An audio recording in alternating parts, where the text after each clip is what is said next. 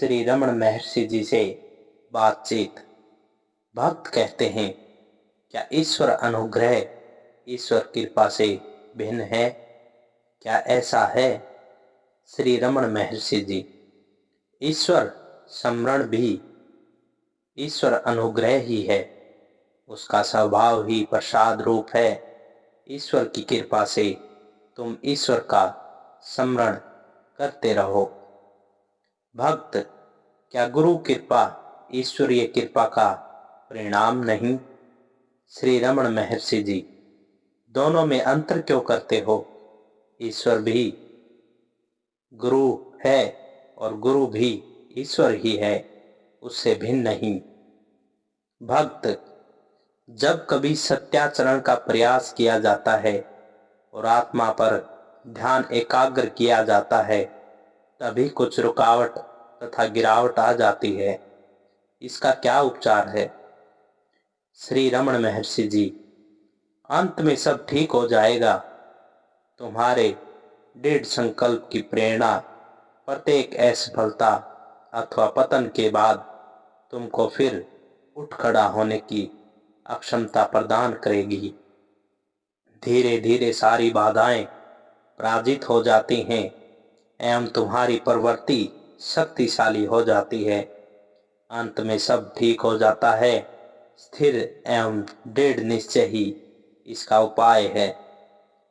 दक्षिण भारत के एक नगर के वकील संघ के प्रधान तथा कट्टर ब्राह्मण श्री एन नटेशा अय्यर ने प्रश्न किया, क्या देवता, ईश्वर अथवा विष्णु तथा उनके पवित्र धाम यथा कैलाश अथवा बैकुंठ वास्तविक हैं? श्री रमण महर्षि जी, उतने ही वास्तविक जितने कि तुम इस शरीर में हो। भक्त, क्या वे भी मेरे शरीर की तरह ही सह शरीर हैं अथवा वे खरगोश के सिंह के समान कल्पित हैं? श्री रमण महर्षि जी, उनकी स्थिति वास्तविक है। भक्त, यदि ऐसा है तो वे कहीं अवश्य ही होंगे। वे कहाँ हैं? श्री रमण महर्षि जी, जिन व्यक्तियों ने उनके दर्शन किए हैं वे कहते हैं कि वे कहीं पर स्थित हैं। हम उनके कथन पर विश्वास करना ही चाहिए। भक्त, वे कहाँ हैं? श्री रमण महर्षि जी, वे तुम में हैं। भक्त, तब तो वे केवल मेरी काल्पनिक सृष्टि हुए जिन्हें मैं निर्माण कर सकता हूँ तथा नियंत्रित कर सकता हूँ। श्री रमण महर्षि जी, प्रत्येक वस्तु इसी प्रकार है। भक्त, किंतु मैं काल्पनिक सृष्टि भी कर सकता हूँ, जैसे खरगोश के सिंह अथवा आंशिक सत्य यथा मृगजल। जबकि कुछ ऐसे तथ्य भी हैं जो मेरी कल्पना में नहीं हैं। क्या देव, ईश्वर अथवा विष्णु इसी प्रकार स्थित हैं? श्री रमण महर्षि जी, हाँ। भक्त, क्या ईश्वर प्रलय के अधीन है? श्री रमण महर्षि जी, क्यों? मनुष्य ही आत्मानुभव के फलस्वरूप प्रलयातीत होकर मुक्ति लाभ कर लेता है। ईश्वर तो अनंत बुद्धि व अक्षमता वाला है। वह ईश्वर प्रलय रहित क्यों न होगा? भक्त, क्या देव तथा पिशाच भी इसी प्रकार होते हैं? श्री रमण महर्षि जी, हाँ। भक्त, हम चैतन्य ब्रह्मा का चिंतन किस प्रकार करें? श्री रमण महर्षि जी, केवल उसके अस्तित्व भाव से। भक्त कहते हैं, क्या उसे आत्मा प्रकाशमान माने? श्री रमण महर्षि जी कहते हैं, वह प्रकाश तथा अंधकार दोनों से परे है। मनुष्य दोनों का अनुभव करता है। आत्मा ही जीव को प्रकाश एवं अंधकार अनुभव करने का ज्ञान प्रदान करता है। भक्त कहते हैं, क्या ऐसा अनुभव करें कि मैं शरीर नहीं हूँ, न करता हूँ न भोगता हूँ इत्यादि? श्री रमण महर्षि जी कहते हैं, ये विचार क्यों? क्या इस समय हम यह विचार कर रहे हैं कि हम मनुष्य हैं?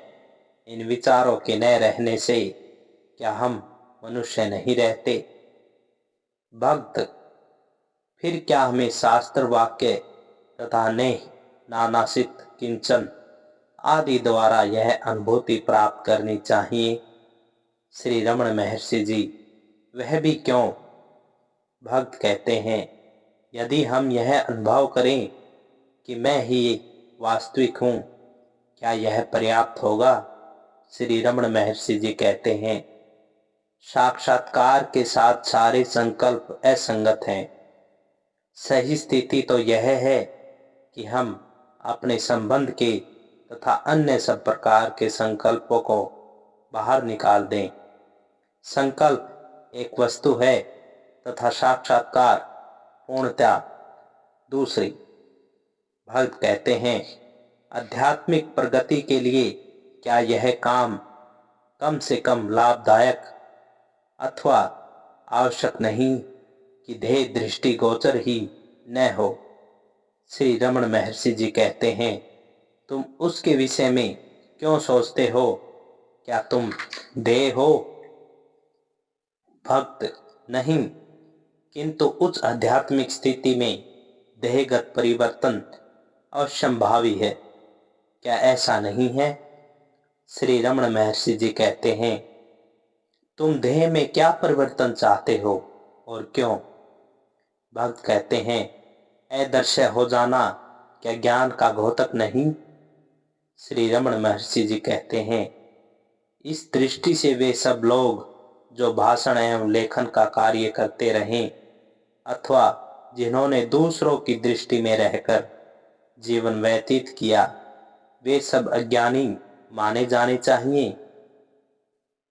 भक्त कहते हैं, किंतु वशिष्ठ, वाल्मीकि आदि ऋषियों को ये सिद्धियां उपलब्ध थी।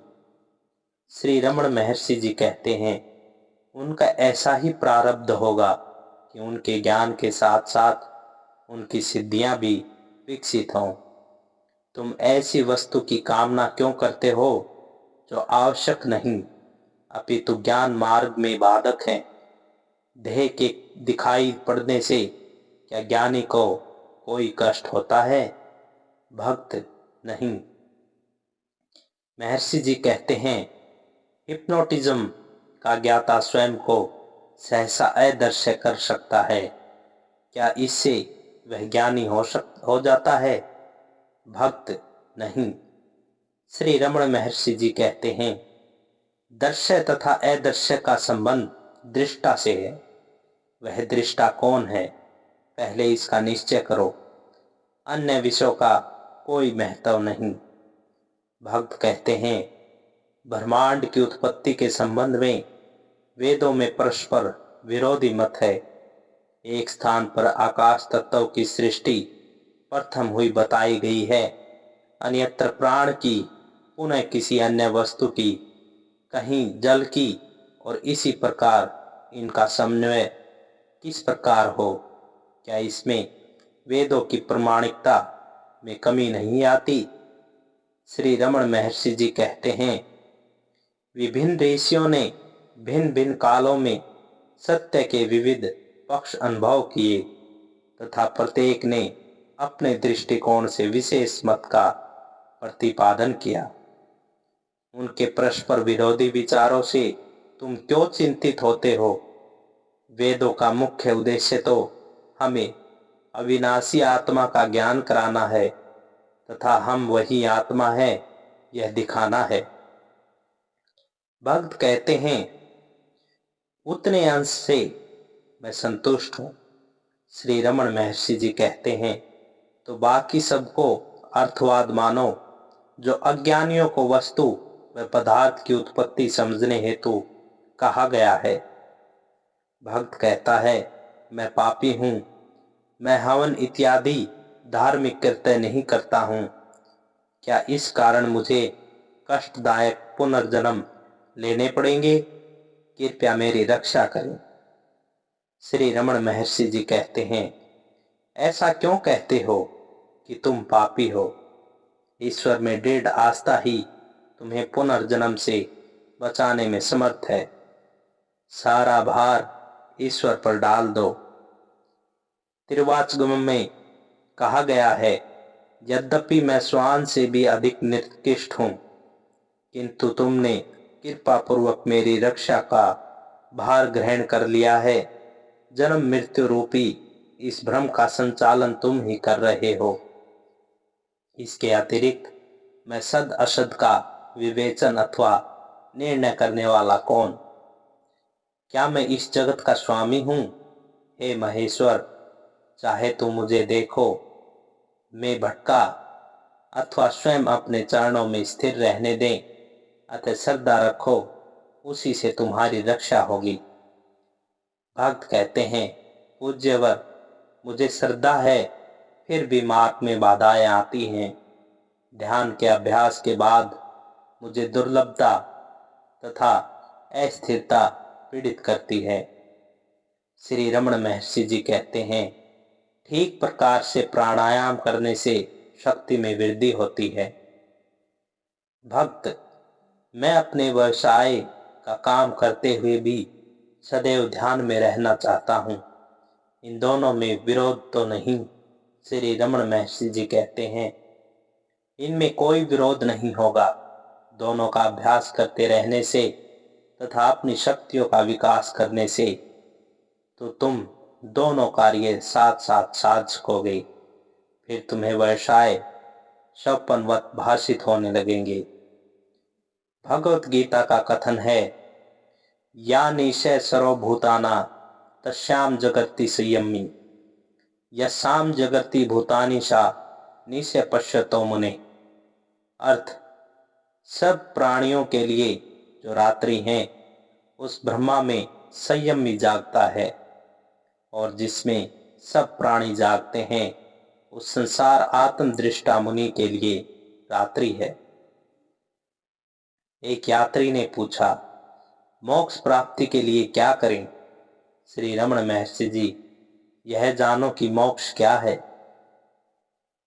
भक्त कहते हैं, क्या इसके लिए मुझे उपासना करनी चाहिए? श्री रमण महर्षि जी, उपासना का उपयोग चित्त निरोध तथा एकाग्रता के लिए है। भक्त कहता है, क्या मुझे मूर्ति पूजा करनी चाहिए? क्या इसमें कोई दोष है? श्री रमण महर्षि जी कहते हैं, जहां तक तुम स्वयं को ध्येय समझते हो, वहां तक कोई हानि नहीं। भक्त कहता है, जन्म मृत्यु के चक्कर से कैसे बचें? श्री रमण महर्षि जी कहते हैं, इसका अर्थ समझ लो। भक्त कहता है, क्या मुझे अपनी पत्नी तथा परिवार नहीं त्यागना चाहिए? महर्षि जी कहते हैं, वे तुम्हें कैसे हानि पहुंचाते हैं? सर्वप्रथम यह जानो कि तुम कौन हो।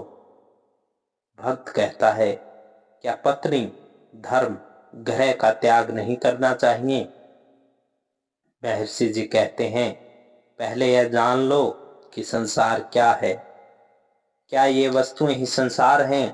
क्या ऐसे व्यक्ति नहीं हुए जिन्होंने उनके मध्य में रहकर भी साक्षात्कार प्राप्त किया?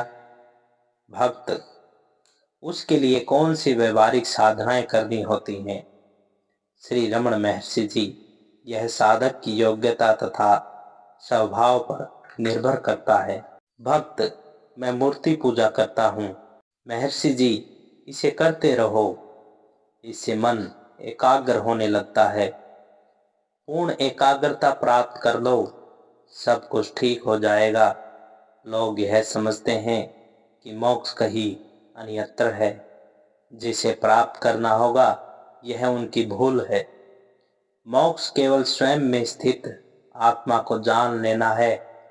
चित्त एकाग्र करो और यह तुम्हें प्राप्त हो जाएगा। संसार अथवा जन्म मरण तो तुम्हारा मन ही है। भक्त, मेरा चित्त बहुत चंचल है, मुझे क्या करना चाहिए? महर्षि जी, किसी भी एक वस्तु पर एकाग्र हो जाओ और उस पर डटे रहने का प्रयास करो, सब कुछ ठीक होगा। भक्त, मुझे एकाग्र होना कठिन लगता है।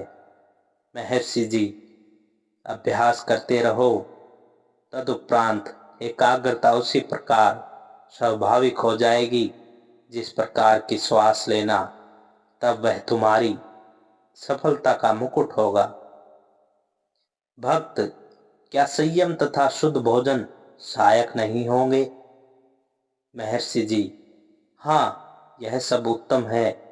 इसके उपरांत महर्षि एकाग्र होते हैं तथा मौन हो शून्य में दृष्टि को स्थिर करते हैं तथा प्रश्नकर्ता के साथ समक्ष इस अभ्यास का प्रत्यक्ष उदाहरण प्रस्तुत करते हैं।